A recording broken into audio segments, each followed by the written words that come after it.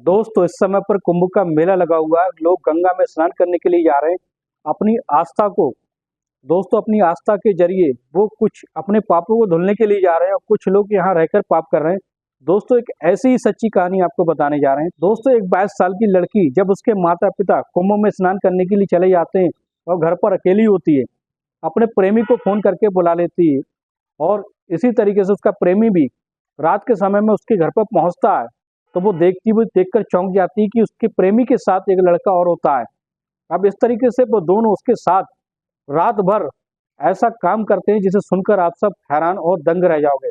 आइए सच्चाई को जानते हैं। नमस्कार दोस्तों, क्राइम स्टोरी में आपका स्वागत है। मैं अफसार सिद्दीकी। अगर आपने हमारे चैनल को सब्सक्राइब नहीं किया तो सब्सक्राइब जरूर कर लें ताकि हमारा मोटिवेशन बना रहे। दोस्तों ये सच्ची घटना की शुरुआत होती है बिहार जिले के एक छोटे से गांव में रहने वाले गरीब परिवार जिसके मुखिया का नाम होता है टीकाराम। टीकाराम की पत्नी का नाम होता है ममता और उनके दो बच्चे होते हैं, एक लड़की एक लड़का। लड़के का नाम करण होता है, लड़की का नाम डॉली होता है। डॉली दिखने बाहर में बेहद खूबसूरत होती है और इस तरीके से दोस्तों टीकाराम जो होते हैं वो बहुत बेहद गरीब होते हैं और अपने इसी तरीके से वो अपनी बच्चों की पढ़ाई लिखाई पर खर्च कर रहे होते हैं। जब ज्यादा ही उनकी स्थिति खराब हो जाती है तभी टीकाराम जो होते हैं वो दिल्ली में फैक्ट्री में काम करने के लिए चले जाते हैं। दोस्तों वो लगभग 5 से 6 महीने गादी घर पर वापस आते थे और इसी तरीके से वो अपने घर का लालन पालन करने लगते हैं। दोस्तों जैसे जैसे धीरे धीरे समय बीतता जाता है फिर क्या होता है दोस्तों, उनके बच्चे जो होते हैं वो जवान होने लगे थे। उनकी लड़की डॉली जो होती है पहले से ज्यादा खूबसूरत और जवान हो चुकी थी। अब टीकाराम सोचने लगे थे कि अब उसकी शादी करा दी जाए। अब वो रिश्ते की तलाश करने लगते हैं। दोस्तों फिर क्या होता है, उन्हें जैसे तैसे एक अच्छा रिश्ता मिल जाता है। रिश्ता मिलने के बाद उस लड़की की शादी जो होती है वो पक्की हो जाती है। अभी 6 महीने का समय होता है। अगर हम सोचते हैं क्यों ना हो, वो अपनी पत्नी से कहकर फैक्ट्री में चले जाते हैं और कहते हैं कि मैं 2-3 महीने का समय फैक्ट्री में गुजार लूंगा जिससे हमारा जो और भी धन होगा वो इकट्ठा हो जाएगा और हम अपनी लड़की की शादी जो धूमधाम से कर सकते हैं। अब इसी तरीके से दोस्तों वो टीकाराम जो होते हैं काफी मेहनत से पैसा इकट्ठा करने लगते हैं। टीकाराम की लड़की डॉली के शादी का समय आ चुका होता है।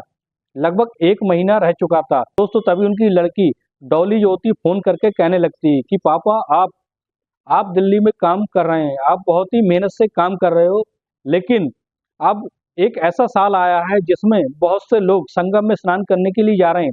फरवरी 2025 में कुंभ का मेला लगा है जहाँ पर बहुत बहुत दूर से लोग अपनी आस्था को लेकर गंगा में स्नान करने के लिए आ रहे हैं। अब इसी तरीके से तुम भी आ जाओ क्योंकि ये समय जो होता है कई साल बाद आता है। यानी प्रयागराज में जो मेला लगता है वो कई साल बाद लगता है, इसलिए कुंभ के मेले में तुम भी स्नान करने के लिए चले जाओ। जैसे ये बात टीकाराम सुनते हैं तो अपनी पत्नी ममता से बात करते हैं। फोन पे बात करने के बाद वो घर पर आ जाते हैं।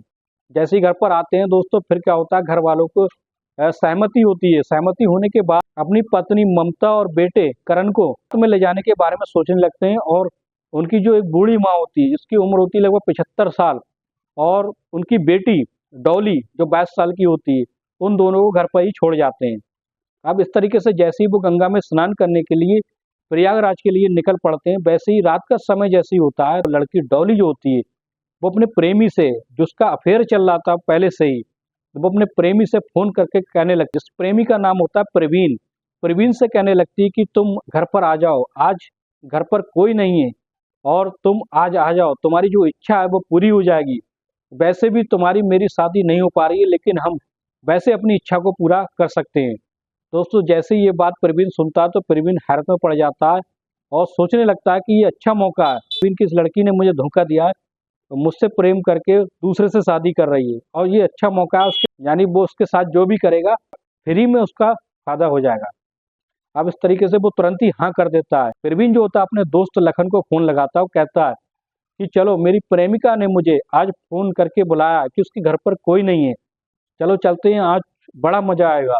तो उसका दोस्त लखन कहता है कि तेरी तो प्रेमिका है, तू जाएगा तुझे तो मजे मिलेंगे, तू उसके साथ सब कुछ करेगा, लेकिन मैं फोकट में क्यों जाऊं। तो जैसे ये बात प्रवीण सुनता तो प्रवीण कहता है कि वो मेरी प्रेमिका नहीं, मेरा खाली ऐसी संबंध है क्योंकि उसने मुझे धोखा दिया है, अब मैं उसके साथ बहुत ही गलत करूंगा। दोस्तों प्रवीण कहता है कि जैसे ही मैं उसके साथ संबंध बनाऊंगा या उसके साथ कुछ गलत हरकत करूंगा तुम उसकी वीडियो बना लेना, होने वाली है। अब वो इसी के डर से तुम्हारे साथ भी संबंध बना लेगी। दोस्तों जैसे ये बात सुनता है तो बड़ा लखन, प्रवीण का दोस्त लखन होता है, बड़ा खुश होता है। और दोनों पहुंचने के बाद डॉली वो हैरत में पड़ जाती, कहती कि तुम तो मेरे प्रेमी हो, लेकिन इसको साथ में क्यों लाए हो। तो वह प्रवीण बहाने बनाने लगता कि कोई बात नहीं, ये मेरे साथ इसलिए आया है कि मुझे डर ना लगे, और उसको हम बाहर बिठा देते हैं। जैसे ही बाहर बिठा देते हैं उसके बाद में प्रवीण की और डॉली की बातचीत होने लगती है, और प्रवीण डॉली से कहने लगता है कि तुमने मुझे धोखा दिया। तो डॉली कहती है कि मैं अपने पिता के हाथों मजबूर हूँ, इसलिए मैंने ऐसा किया, और तुम्हें आज वो चांस दे रही हूँ जो तुम्हें सब कुछ करने का। दोस्तों डॉली की जो बूढ़ी दादी होती है उसको नशीली दवाई डालकर वो कुछ खाना खिला देती है, जिससे वो बेहोश हो जाती है। अब इस तरीके से उनको मौका अच्छा मिल जाता है। प्रवीण और डॉली मौका पाकर दोस्तों संबंध बनाने लगते हैं। कैसे बनाते हैं, कमरे के बाहर आवाजें जाने लगती हैं, लेकिन बाहर बैठा उनका दोस्त लखन जो होता है वो उन आवाजों को सुनता है तो उसे बर्दाश्त नहीं होता है, और वैसे ही वो तुरंत ही दरवाजा खोलकर उनके अंदर पहुंचता है। तो देखने के बाद उसके होश उड़ जाते हैं। वो देखता है कि दोनों आपत्तिजनक हालत में नग्न अवस्था में होते हैं। अब इस तरीके से दोस्तों उसको सब्र नहीं होता, और कहने लगता है कि अब मैं भी डॉली के साथ वही करूंगा। चुपके से वीडियो बनाई थी, वो वीडियो डॉली को दिखाने लगता है। अब डॉली कहती है कि ये कैसा खेल मेरे साथ खेल रहे हो, तुम तो मेरे प्रेमी हो, तुम मेरे साथ कर सकते हो, लेकिन ये तुम्हारा दोस्त ये कैसे कर सकता है। क्या तुम्हें मुझसे प्यार नहीं है, या तुम सिर्फ इसी के लिए आए थे। फिर प्रवीण बहाने बनाने लगता है और कहता है कि तुमने मुझे धोखा दिया। इसने जब चुपके से वीडियो बना लिए तो तुम उसके साथ वही सब कर लो जो मेरे साथ तुमने किया।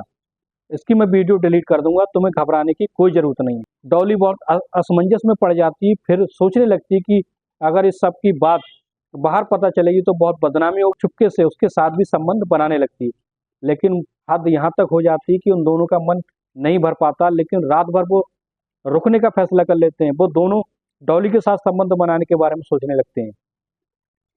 फिर क्या होता है, वो जबरन तरीके से डॉली के साथ रात भर संबंध बनाते हैं। अब तो डॉली की हालत इतनी खराब हो जाती है कि उन्हें लगता है वाली वो दोनों छोड़कर भाग जाते हैं। डॉली को जैसे सुबह होश आता है तो वो तुरंत ही अपनी दादी को ले जाकर थाने में रिपोर्ट दर्ज कराती है।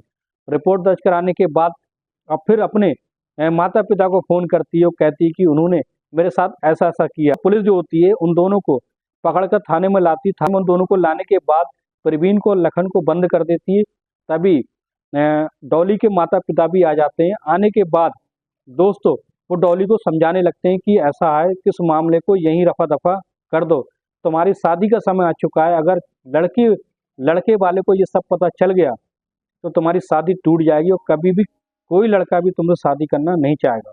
अब इसी तरीके से वो मामले को रफा दफा कर देते हैं, और फिर डॉली की शादी 1 महीने के बाद डॉली की शादी करा दी जाती है। दोस्तों ये थी सच्ची कहानी। इस कहानी को सुनाने का मकसद किसी की भावनाओं को ठेस पहुंचाना नहीं, बल्कि सच्ची घटनाओं को आपके सामने लाना होता है।